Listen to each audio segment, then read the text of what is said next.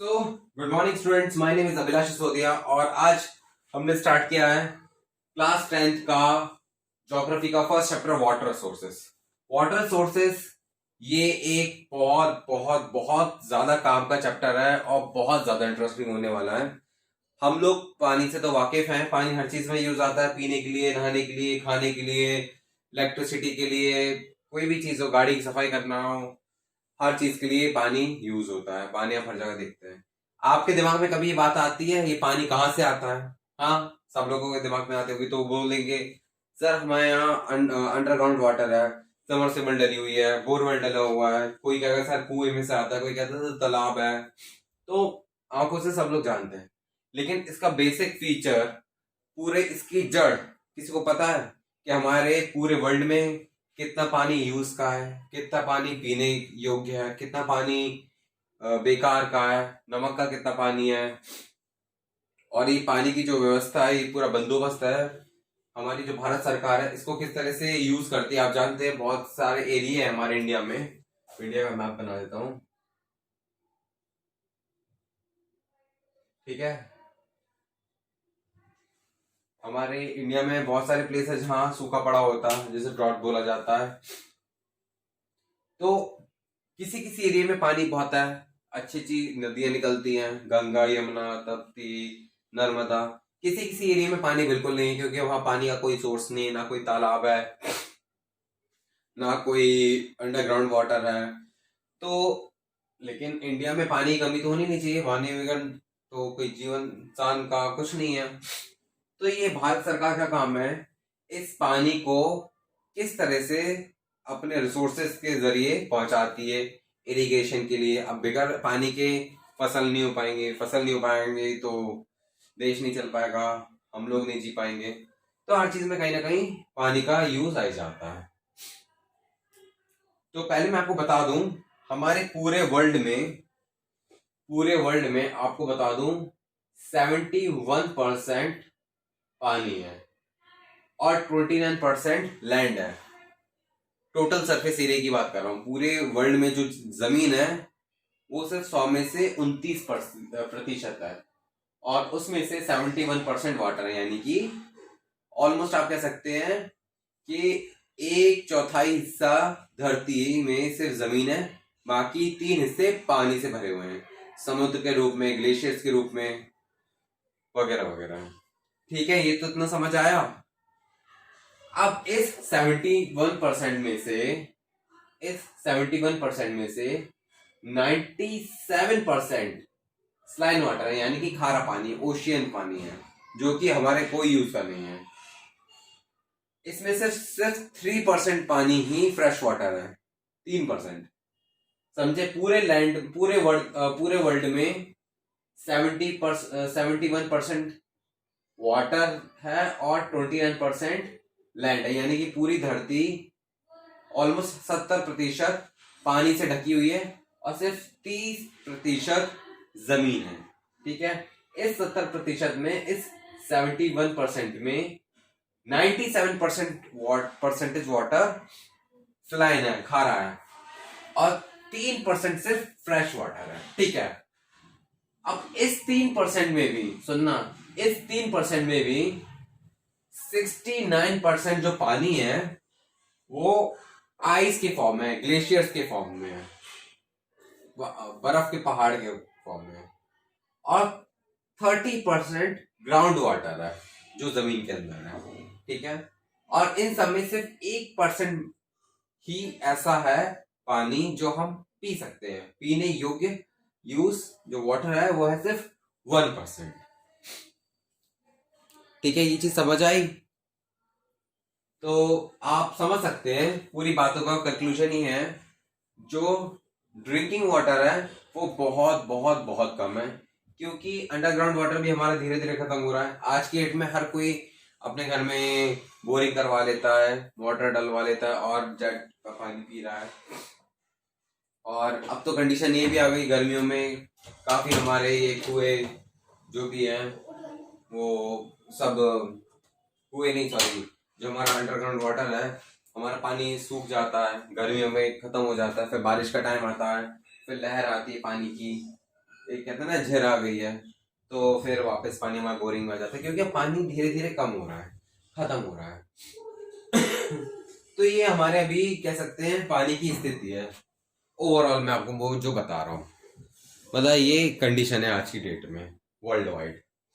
अब कंडीशन कम है, पानी कम है, यूज पूरे इंडिया को करना है, 125 करोड़ लोगों को करना है, हर घर में, हर गांव में, हर खेत में पानी की व्यवस्था तो पहुंचानी पड़ेगी ना।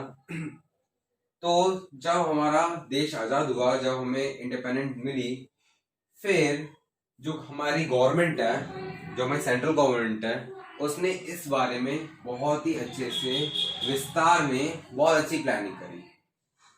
तो हमारी सेंट्रल गवर्नमेंट ने 5 ईयर प्लानिंग आपको शायद पता होगा। 5 ईयर प्लानिंग यानी पंचवर्षीय योजना। हमारी जो गवर्नमेंट है वो एक 5 ईयर की प्लानिंग करती है, जिसमें कुछ पॉइंट्स होते हैं, कुछ उनके डिसीजंस होते हैं, जो उनके कुछ टारगेट होते हैं कि हमें इन 5 सालों में ये चीज पूरी करनी है।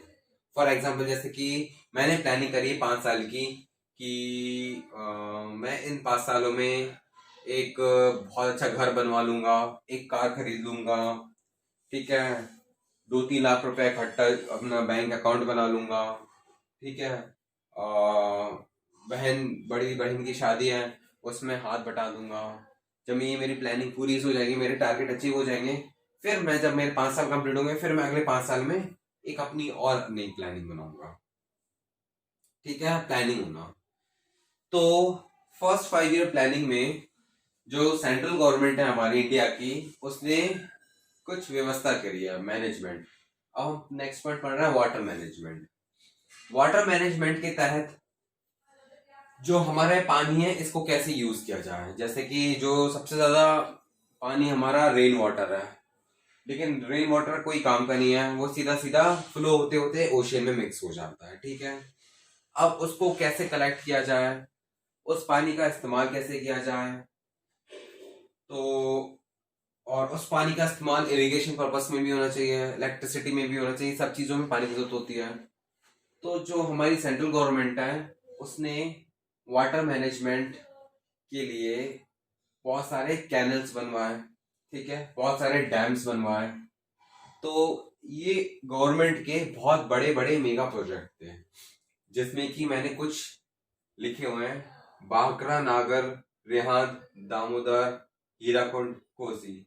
ये गवर्नमेंट के कुछ सबसे, वैसे तो बहुत सारे डैम्स हैं हमारे इंडिया में, लेकिन ये इंडिया का सबसे पहला डैम है बांकरा नागर डैम, और ये सबसे बड़ा डैम है, और ये 1963 में ऑपरेट हुआ था। इसके बारे में बता देता हूँ।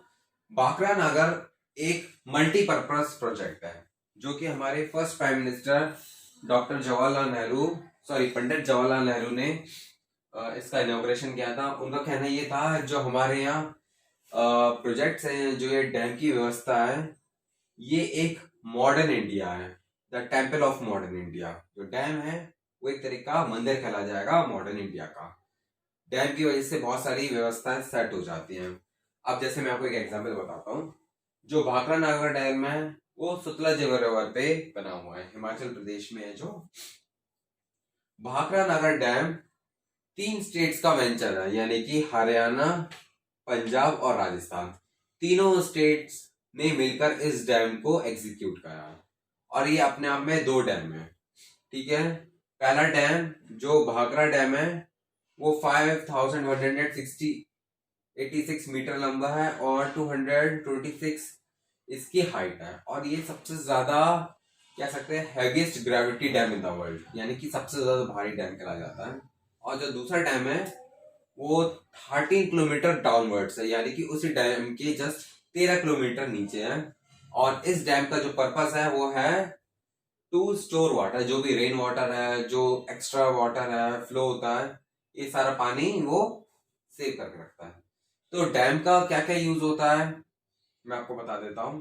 पहले मैं आपको बताता हूँ मल्टीपर्पज प्रोजेक्ट का क्या मतलब होता है। मल्टीपर्पज प्रोजेक्ट का मतलब ये होता है कि एक ऐसा प्रोजेक्ट, एक ऐसा डैम जो इरिगेशन के लिए भी काम आए, हाइड्रो इलेक्ट्रिसिटी यानी कि बिजली का उत्पादन, बिजली को करने के लिए यूज किया जाए, फ्लड कंट्रोल एंड ड्रॉट, अगर कभी बाढ़ आ जाए या कभी सूखा पड़ जाए तो ये डैम के जो गेट हैं वो खोल दिए जाएंगे और जो सूखा है वहां पे पानी प्रोवाइड किया जाएगा। फ्लड है तो उसको रोक दिया जाएगा। कई बार ऐसा होता है कि ज्यादा पानी की वजह से पूरे गांव के गांव बह जाते हैं। डैम की मदद से आप फ्रेश वाटर है, ड्रिंकिंग वाटर के लिए भी काम कर सकते हैं। फिशिंग में भी बहुत यूजफुल है। फिशिंग इंडस्ट्री इसी की वजह से चलती है। वाटर स्पोर्ट्स है वो भी यहाँ पे होते हैं और टूरिज्म भी है। बहुत से लोग बड़े होते हैं ना, जैसे फेमस डैम है जैसे बागरा नागर डैम है, ये बहुत फेमस है तो दुनिया भर के लोग इसको देखने जाते हैं। तो मल्टीपर्पज प्रोजेक्ट का काम ये हुआ कि एक प्रोजेक्ट से इतनी सारी चीजें हमें व्यवस्था मिल रही है। अब ये जो डैम है, जो ये व्यवस्था है, ये इन एरियाज पे किया गया है जहाँ पे पानी की, इरिगेशन की, बिजली की और क्या बोलते हैं, फ्लड को कंट्रोल करने की बहुत सारी जरूरतें पड़ती है। अब जैसे ये दामोदर डैम है, ये आपका बिहार साइड है, वहां पे हर साल बाढ़ आती है और इस डैम की वजह से एक राहत मिल जाती है। तो ये वाटर मैनेजमेंट है जो सेंट्रल गवर्नमेंट ने इंडिया के लिए करके दिया है। इसके तहत हमें कोई भी समस्या नहीं होती है, पानी का अच्छे से सदुपयोग होता है और पूरा पानी जो भी इन डैम्स की मदद से कैनल्स में जाता है और कैनल से इरिगेशन के पर्पस में काम आता है। तो ये सेंट्रल गवर्नमेंट की ही ड्यूटी है प्लस स्टेट गवर्नमेंट की ड्यूटी है कि पानी को सदुपयोग करें और इसको बाकी जो कामों में ठीक से यूज किया जाए। ठीक है, तो आपको ये बाकरा नागर डैम समझ आया और इसमें कोई डाउट है तो बताओ आप मेरे को। अब हमें इस चैप्टर में इन सारे डैम्स के बारे में पढ़ना है। रेहान डैम के बारे में, दामोदर, हीराकुंड और कोसी डैम के बारे में पढ़ना है। आई थिंक इतना समझ आ गया।